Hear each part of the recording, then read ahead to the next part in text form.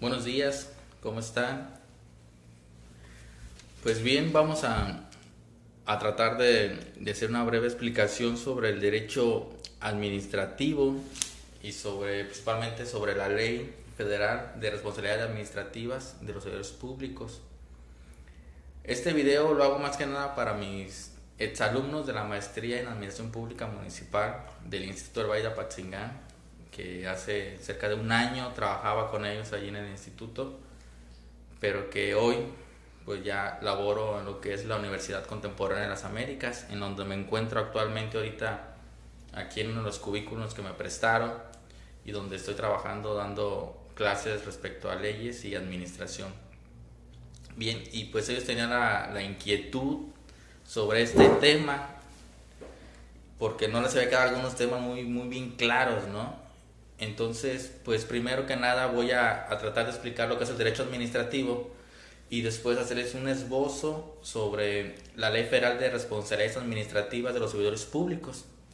Bien, primero que nada comentarles que todos sabemos que el derecho pues va a ser este conjunto de las normas que van a regularnos a todos los miembros de la sociedad.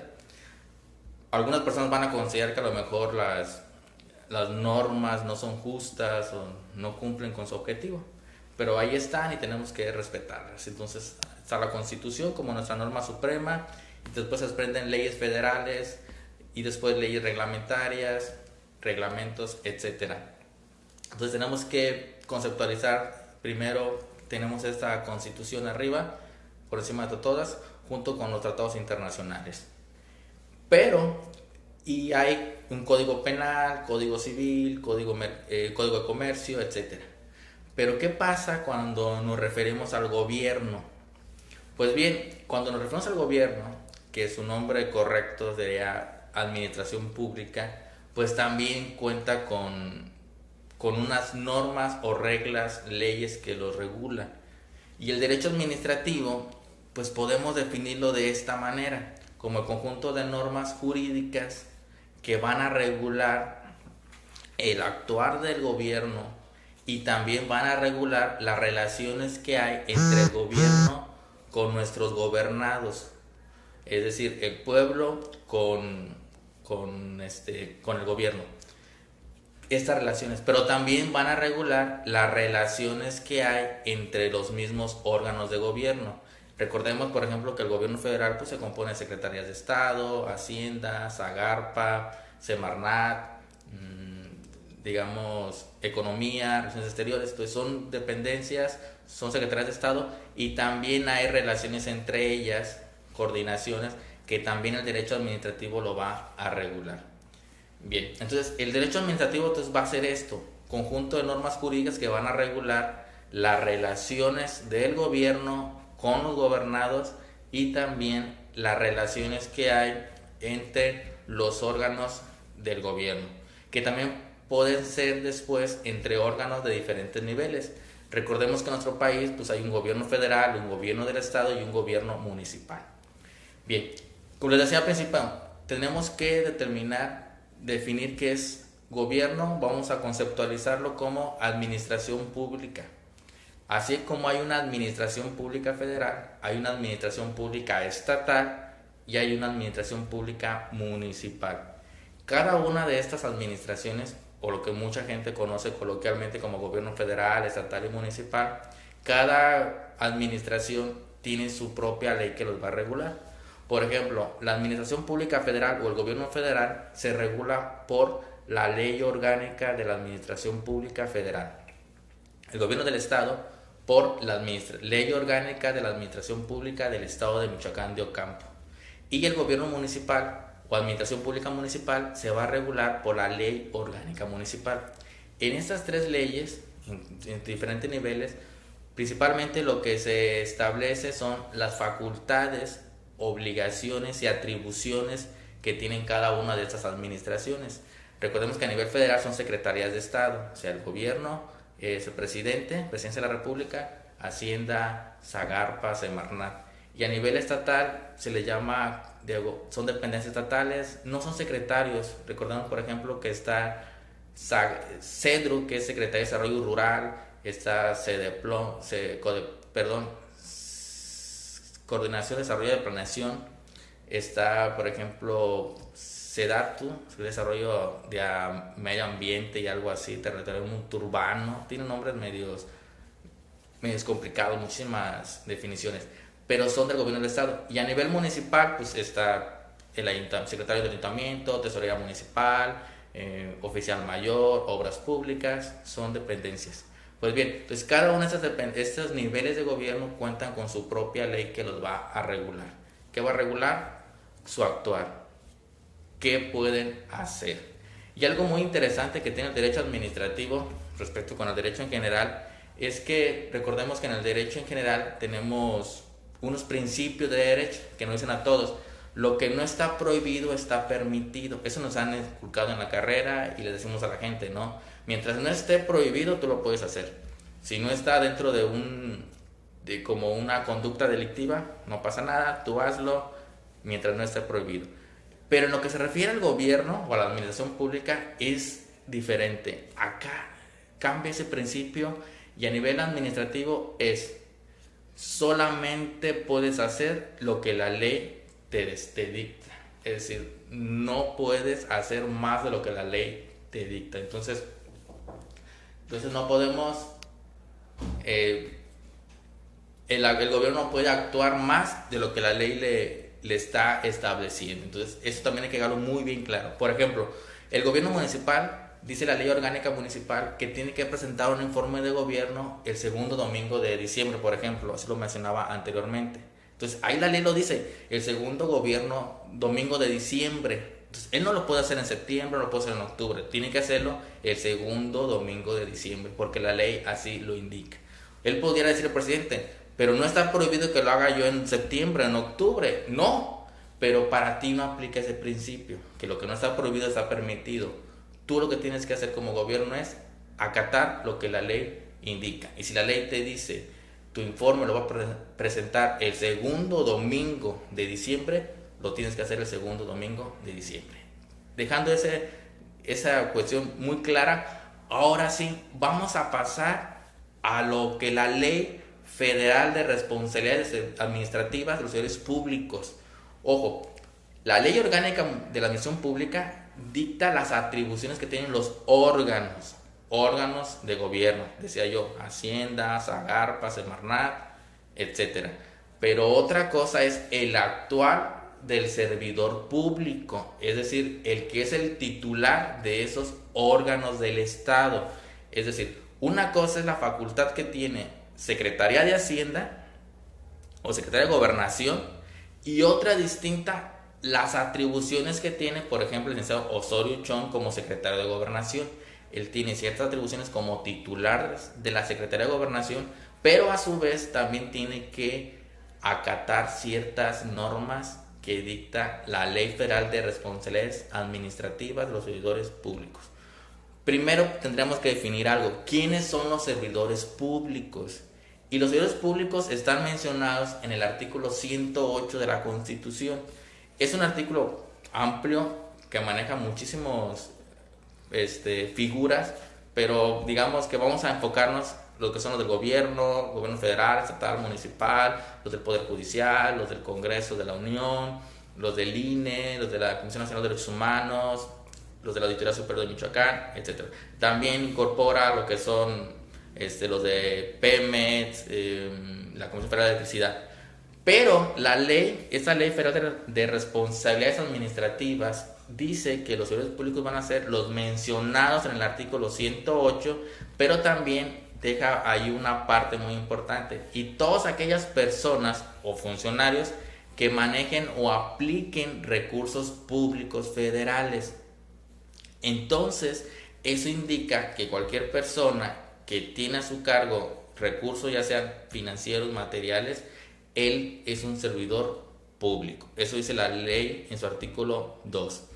Bien, eso es muy importante porque mucha gente cree que recursos es dinero, pero no siempre va a ser dinero. El que yo tenga a mi cargo una oficina, eso cuenta ya como recursos también, porque los bienes que están ahí tienen un valor y ese es un recurso. Por ejemplo, si yo tengo a mi cargo un vehículo oficial, ese es un recurso. ¿Por qué?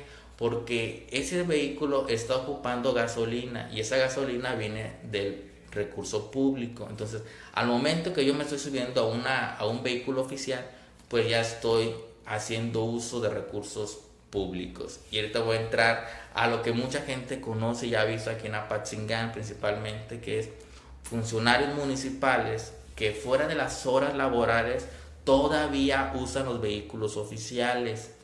Eso va contra la ley. ¿Por qué? Porque el que tú utilices un vehículo oficial fuera del horario de trabajo, ya estás haciendo mal uso de los recursos públicos. ¿Por qué? Porque es gasolina que pudiera utilizarse después para ciertas actividades del propio municipio. Imaginemos que yo tengo a mi cargo un vehículo, le lleno el tanque, hago actividades durante la semana y el viernes me queda un cuarto de tanque. En teoría, yo el lunes que me presente a trabajar, la camioneta tendría que tener un cuarto de tanque y ya tendría que no llenarle el tanque, tendría que ponerle 3/4 del tanque de gasolina. Pero si yo el fin de semana ando en la camioneta y lo dejo con menos de un cuarto de tanque, el lunes que lo quiera yo llenar, voy a utilizar más recursos. Entonces, ese recurso que le voy a meter de gasolina, pues yo lo usé para beneficio propio y eso está penado, es un delito y también es ilegal hacerlo. ¿Qué va a pasar cuando yo me dé cuenta como ciudadano de que un funcionario público o un servidor público está haciendo mal uso de eso? ¿A dónde voy a ir? ¿Qué tengo que hacer yo? Porque mucha gente dice, sí pues, pero ¿quién vigila al gobierno? ¿Quién cuida lo que está haciendo? Nosotros lo tenemos que hacer como ciudadanos.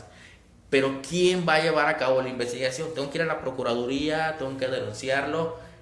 No es ante la Procuraduría. Recordemos que todas las administraciones públicas, ya sea federal, estatal y municipal, cuentan con una figura que son los contralores internos. Esos contralores internos son los que se encargan de investigar, de hacer los trámites y resolver respecto a estas denuncias que reciban de funcionarios que estén haciendo mal uso o que estén cometiendo ciertas infracciones de la Ley Federal de Responsabilidades Administrativas.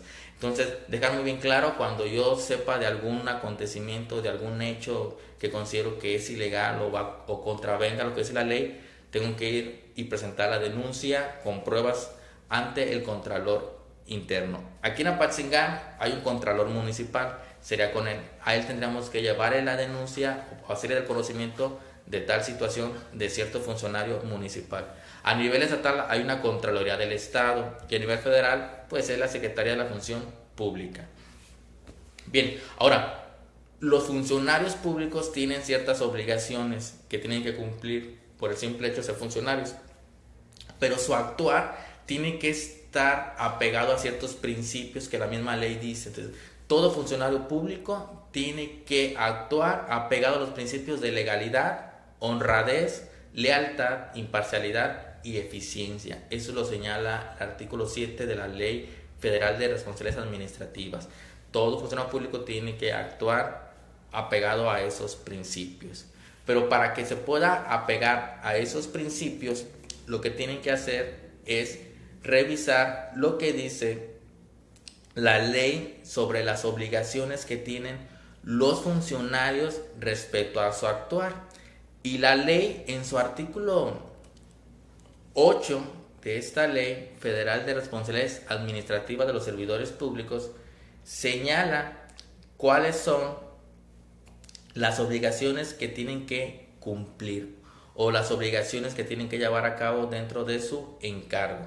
Por ejemplo, para mencionar algunas, porque son alrededor de unas 23 fracciones o más, o sea, son como 25 fracciones, pero voy a mencionar algunas de las más conocidas. Por ejemplo, cuando un funcionario interviene para la contratación de una persona, eso tiene que abstenerse. O sea, si nosotros sabemos de que un funcionario pues recomendó a alguien para que lo contraten, recomendó a la hija, recomendó a un compadre, ahí ya está actuando fuera de la legalidad. Entonces podemos denunciar, es decir, podemos denunciar que esa contratación se hizo de forma ilegal. Entonces podemos que haga una investigación. También, por ejemplo, otro de las obligaciones es evitar hacer uso de los recursos públicos, como les mencionaba anteriormente. O sea, si a mí el vehículo me lo están asignando para hacer cierta comisión, para eso nada más, no puedo utilizarlo para otra cosa. Tiene que estar muy bien claro para qué es el uso de los recursos. Si me asignan una computadora, la computadora es específicamente para el trabajo. No puedo llevármela a mi casa para ver películas o prestársela a mi hija para que vaya a la escuela. O sea, la computadora es para el trabajo y la información que se encuentra ahí pues es protegida. También, por ejemplo, que no cumplan con los planes. Recuerden que los funcionarios públicos tienen ciertas obligaciones y tienen planes que ejecutar durante el año. Entonces, si algún funcionario público, servidor público, no cumple con el plan que se le planteó, pues también está incumpliendo con su obligación y puede ser removido, etcétera, ¿no? La documentación que tenemos a nuestro cargo como funcionarios también es una obligación resguardarla, no divulgarla, no pasar información por debajo, etcétera, ¿no? También que pasa muy seguido es funcionarios que llevan a cabo funciones de otra área, porque suele pasar también, es una cuestión que se puede denunciar. También la más importante, creo que es de las más conocidas, es que el funcionario debe de abstenerse para recibir dádivas o dinero para agilizar algún trámite. O sea, si alguien conoce de esto también se puede denunciar para evitar que suelan pasar, ¿no? Bien, entonces, estas son las obligaciones que tienen que cumplir y ahí lo marca la Constitución. Pero ¿qué pasa cuando uno de estos funcionarios incumple con ciertas obligaciones? Pues es cuando tenemos que denunciarlo ante el Contralor Interno y se inicia un procedimiento administrativo para determinar si hay responsabilidad o no y aplicar las sanciones correspondientes. Ok, pero ¿cuáles son las sanciones correspondientes que se puede hacer acreedor a un funcionario o un servidor público? Primero, la amonestación pública o privada. Es decir, yo soy un funcionario, cometo cierta infracción, no tan grave, pues me amonestan. Alguna amonestación puede ser pública, o sea, ante todos mis compañeros, o en privado mi jefe me da una amonestación por escrito y ahí está en mi expediente como servidor público, porque todos llevan un expediente. Tienes una amonestación porque incumpliste cierto principio. La otra sería una suspensión del empleo, o sea que me den vacaciones de 3, mínimo debe ser 3 días, mínimo, o máximo un año. O sea, no pueden ser menos de 3 ni más de un año la suspensión. Eso depende también de la gravedad de la infracción que cometa.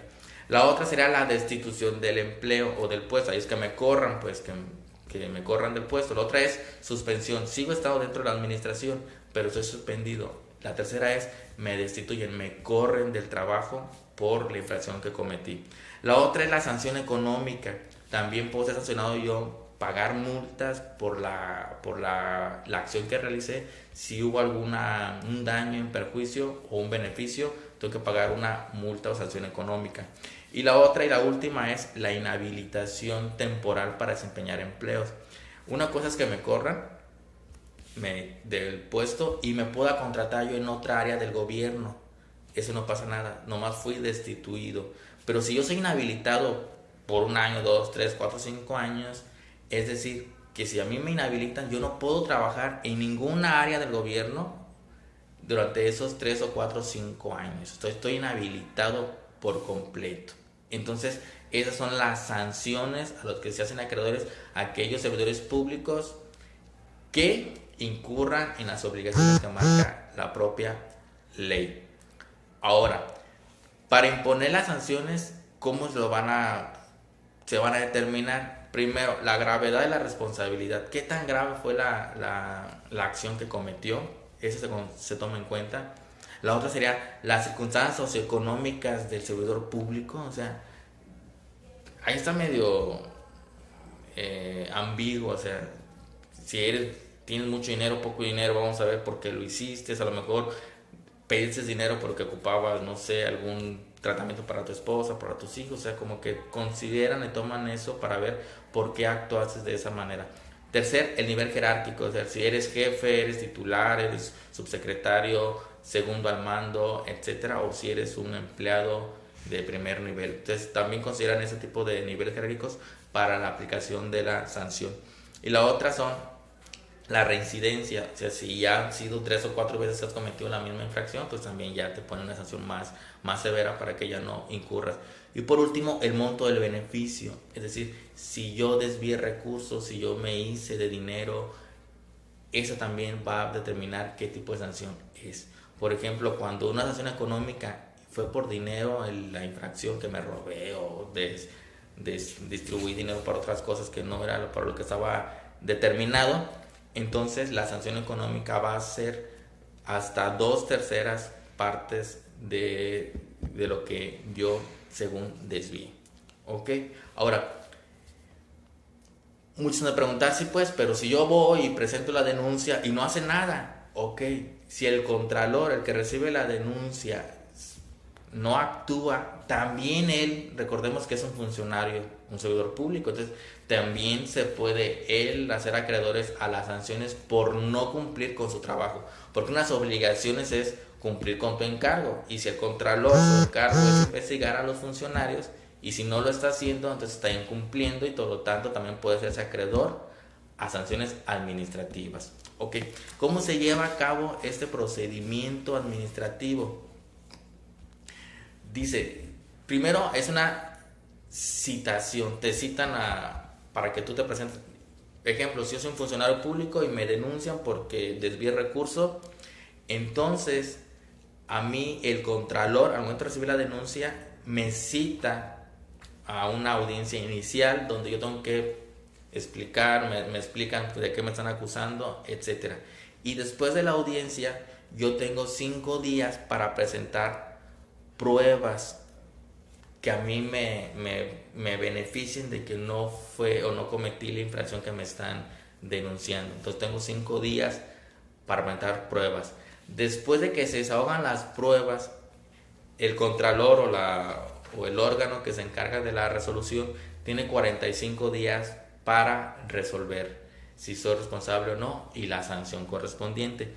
Hay una excepción que el contralor puede ampliar otros 45 días hábiles para resolver mi situación. Ok, me dice Manuel que si el caso del contralor no responde o no hace caso a la denuncia, ¿dónde tiene que acudir? Bien, si vamos al municipio y el contralor no te atiende, pues supone que podemos recurrir también a un control estatal, a la Auditoría Superior del Estado de Michoacán, que vigila el actuar de los funcionarios también. Podemos hacer esa denuncia para que investiguen y hagan un procedimiento contra el contralor porque no está cumpliendo con su función. Bien, ahora, entonces ya vimos las funciones que tiene que hacer. Cuando no cumple, podemos denunciarlo ante el contralor municipal en ese caso y ellos inician el procedimiento. El procedimiento, como se los expliqué, es muy sencillo y muy rápido y resuelven. Ya me resolvieron y me declaran responsable de la infracción y me aplican una resolución, una sentencia. ¿Hasta ahí termina el procedimiento? No. Yo como funcionario, al momento de que me dictan mi resolución, yo puedo impugnar o presentar recursos ante esa resolución. Y son 2 principalmente, que es el recurso de revocación y un juicio de nulidad ante el Tribunal Federal de Justicia Fiscal y Administrativa. Eso hablando de funcionarios federales. Hablando de funcionarios estatales, pues sería ante el Tribunal Fiscal del Estado. Entonces, ante ellos voy y presento mi juicio para tratar de echar abajo la resolución de este procedimiento administrativo. El recurso de revocación se presenta ante la propia autoridad que emitió el recurso, la resolución. En ese caso será ante el mismo contralor municipal. Quiero revocarle su resolución porque no lo hizo apegado a derecho o apegado a la norma.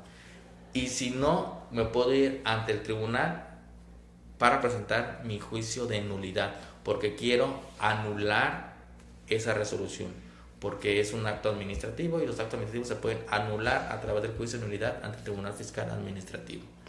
Bien, una obligación importantísima de los funcionarios o servidores públicos es la declaración patrimonial. Eso es muy importante ahora con tanto auge del enriquecimiento ilícito, desviación de recursos, esos delitos como peculado y cohecho. Bien, la declaración patrimonial es una obligación que tenemos todos los servidores públicos, me incluyo yo porque yo soy funcionario público federal, donde dice la ley que cuando a mí me contrate el gobierno, en cuanto me contrate, me dé mi nombramiento en cualquier área del gobierno, ya sea municipal, estatal o federal, yo tengo 60 días naturales para hacer mi declaración inicial patrimonial, establecer mis bienes, mis cuentas bancarias, deudas, todo lo que tenga que ver con mi patrimonio, el mío y el de mi cónyuge, o el de mi esposa, o el de mi pareja, ¿ok? O de los que dependan de mí. Todo lo tengo que declarar al inicio. 60 días naturales, es mi obligación, ¿ok? Si no cumplo, se va a iniciar un procedimiento administrativo porque no cumplí con esa obligación. Y después, si yo renuncio o me destituyen del puesto, tengo 60 días naturales a partir de la destitución para que presente la declaración final patrimonial. ¿Para qué? Para comparar con qué entré y con qué salí de trabajar en el gobierno. Y si en esa revisión de la declaración inicial y final hay discrepancias, hay algún crecimiento del patrimonio que no hay una explicación, pues se inicia una investigación para ver si hay alguna responsabilidad administrativa o una responsabilidad penal. Estas son cosas distintas, lo administrativo con lo penal. Y hay otra declaración que se llama la declaración de modificación. Esta se hace cada año en el mes de mayo y están obligados todos los funcionarios públicos a presentarla, esta declaración patrimonial de modificación, mes de mayo. Como les decía al principio, no me prohíbe hacerla en junio o septiembre, pero yo no, ese principio no aplica en derecho administrativo. Si a mí la ley me dice tu declaración debe ser en mayo la tengo que hacer. No me puedo hacerla ni en abril ni en junio. Y si no la hago, estoy incumpliendo con mi obligación y me puedo hacer acreedores a responsabilidades, sanciones administrativas. ¿Ok? Y quiero dejar claro esa parte. Una cosa son las responsabilidades administrativas y otra las responsabilidades penales. Si yo al momento de llevar a cabo mi encargo desvío recursos, ya estamos hablando de algunas sanciones penales, porque son delitos, peculado o cohecho. Y eso ya es otra cuestión diferente. Ya entraríamos a lo que son el juicio político o el juicio de procedencia, que esos son trámites y procedimientos distintos que me llevaría casi una hora explicarles esos procedimientos. Aquí nada más me limité a explicar los procedimientos administrativos, que son los que se aplican cuando la responsabilidad que llevo a cabo es administrativa, no es penal. Es decir, si yo como funcionario atropellé a una persona y murió y yo tengo fuero constitucional, se inicia un juicio de procedencia que es distinto. ¿Ok? Entonces son completamente distintas. Entonces ahí está el derecho administrativo, entonces regula relaciones entre el gobierno y los particulares y entre los propios órdenes de gobierno, y la ley federal de responsabilidades administrativas de los públicos, pues más que nada va a regular el actuar de estos funcionarios, cómo deben de actuar y si el día de mañana cometen alguna infracción, cuál es el procedimiento administrativo a seguir y las sanciones a las cuales se hacen acreedoras. Ahora, la sanción económica, ¿quién la cobra? Por decir, sí, es el funcionario, ¿y a quién se la va a pagar? Bueno, la va a pagar a la tesorería de la federación. Y es aquí donde entra el SAT, el Servicio de Administración Tributaria. Cuando un funcionario público se hace quedar una multa, la tiene que pagar en cierto tiempo, pero si él no cumple con esa obligación de pagarla en cierto tiempo, posteriormente esas multas pasan al SAT y el SAT va y le requiere el pago en su domicilio, y si no hay forma de pagarlo económicamente, digamos, se lleva a cabo un embargo de bienes, pero de que se paga, siempre y cuando, claro, encontremos al funcionario. Si se fuga, pues es complicado hacer el cobro de esas multas, sino hasta que aparezca o hasta que lo detengan.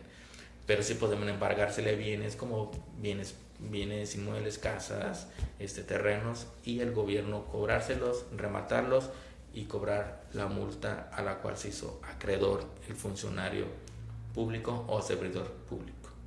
Pues bien, eso es algo muy muy sencillo, muy concreto sobre qué es el derecho administrativo. Es un área bastante interesante. Yo sé que muchos abogados se limitan a lo que es penal y civil, y el derecho administrativo no lo ven tan atractivo, pero yo les digo a mis alumnos siempre veamos otros panoramas.